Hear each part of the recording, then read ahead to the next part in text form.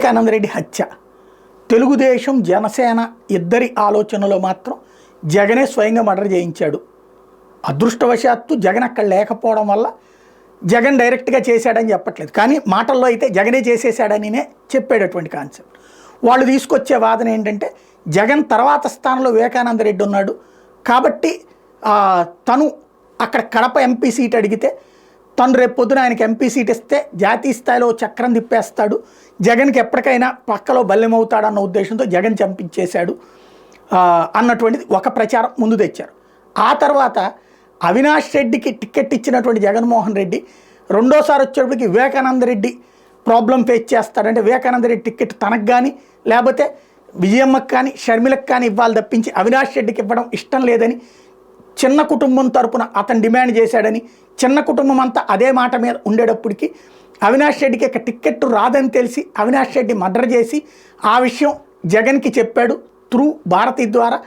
భారతి ఈ విషయాన్ని కన్విన్స్ చేసి జగన్ని కూడా ఒప్పించింది అన్నటువంటిది మరొక ప్రచారం తెర మీదకి తీసుకొచ్చారు. వీటికి అనుగుణంగా వివేకం అనే సినిమా కూడా తీసుకొచ్చారు. వీళ్ళు ఆ వాదనకే నమ్ముతారు, ఆ వాదనకే కట్టుబడి ఉంటారు. ఇటు వైఎస్ఆర్ కాంగ్రెస్ పార్టీ ఏం చెప్తుంది, ఆల్రెడీ అవినాష్ రెడ్డికి 2014లోనే ఎంపీ సీట్ ఇచ్చాడు, 2019లో సిట్టింగులు ఎవరికి తీయలేదు, అదే కంటిన్యూ చేశాడు. వివేకానందరెడ్డికి కోరికున్నంత మాత్రాన జగన్ని కాదనేడు అంటే జగన్ని ఒకసారి జగన్నే ఓడించడానికి కుట్ర పన్నినోడు, విజయమ్మకి వ్యతిరేకంగా పోటీ చేసినోడు, ఇక తనకి గత్యంతరం లేక కాంగ్రెస్లో దిక్కులేక పార్టీకి వస్తే ఆయన ఉండడానికి అనుమతించినోడు, ఈవెన్ అవినాష్ రెడ్డిని అవినాష్ రెడ్డిని గెలిపించమని ప్రచారం చేస్తున్నాడు. ఆయన్ని అవినాష్ రెడ్డి ఎందుకు చంపాలి, జగన్ ఎందుకు చంపాలి, దాని వెనకాల ఉన్నటువంటి పాత్ర ఏంటయ్యా అంటే దానివల్ల లబ్ధి పొందేది ఎవరు అంటే వివేకానందరెడ్డి చనిపోతే వివేకానందరెడ్డి రెండో పెళ్లి చేసుకున్నాడు, ఆ పెళ్లి చేసుకున్నటువంటి అమ్మాయికి ఒక బిడ్డ కూడా పుట్టాడు, ఆయన మతం కూడా మార్చుకున్నాడు, ఆ బిడ్డని తన వారసుడిగా చెయ్యాలన్నటువంటి ఆయన సంకల్పం.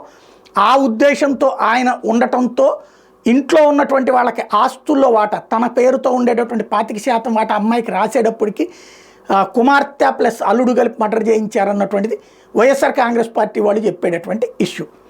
ఈ రెండిట్లో ఇప్పుడు అదేమో వివేకం సినిమా తీస్తే ఇప్పుడు వీళ్ళేమో హత్య సినిమా తీశారు. వాస్తవంగా ఇప్పుడు ఆ హత్య సినిమా మీదన వరుసపెట్టి కేసులు, దాంట్లో సునీల్ యాదవ్ని అనిల్ యాదవ్గా చూపించినటువంటి పరిస్థితుల్లో తను తాజాగా భయాందోళనలకు గురయ్యాడు. ఎందుకంటే మర్డర్ తను గంగిరెడ్డి ఇట్లాంటి వాళ్ళందరూ చేశారన్నటువంటి కోణంలో అందులో ఉందన్నటువంటి దాంతో ఇప్పుడు తను ఓ పక్కన పోలీసులను ఆశ్రయించాడు. హత్య సినిమాతో తనతో పాటు తన తల్లిని క్రూరంగా చిత్రీకరించాలని సునీల్ ఫిర్యాదు చేస్తే ఏవన్గా వైఎస్ అవినాష్ అన్న youth WhatsApp group admin Pavan Kumar మీద కేసు నమోదు చేశారు. దీని మీద అలాగే A2గా YCP social media Kadapa admin మీద కేసు నమోదు చేశారు. అట్లాగే హత్య సినిమా డైరెక్టర్, నిర్మాత, రైటర్తో పాటు మరికొందరి మీద కేసు నమోదు చేశారు. సునీల్ యాదవ్ కంప్లైంట్ మేరకు కేసు నమోదు చేశారు పులివెందుల పోలీసులు. పవన్ కుమార్ అనే వ్యక్తి వైసీపీ వాట్సాప్ గ్రూప్లో వైరల్ చేస్తున్నారంటూ సునీల్ కంప్లైంట్ చేశాడు.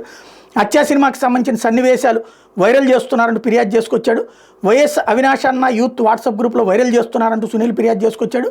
నిన్న ఉదయం 3:45 పులివెందుల పోలీస్ స్టేషన్లో ఈ ఫిర్యాదు ఉదయం 3:45 తెల్లారుజామున.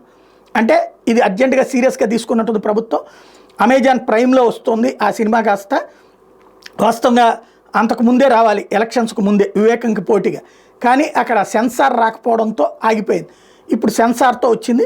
తన ఇంటి దగ్గర అనుమానాస్పదంగా తిరుగుతున్నారంటూ సునీల్ ఫిర్యాదు చేయడం, సునీల్ యాదవ్ ఫిర్యాదు మీద BNS IT Act 67 సెక్షన్ కింద కేసులు నమోదు చేశారు.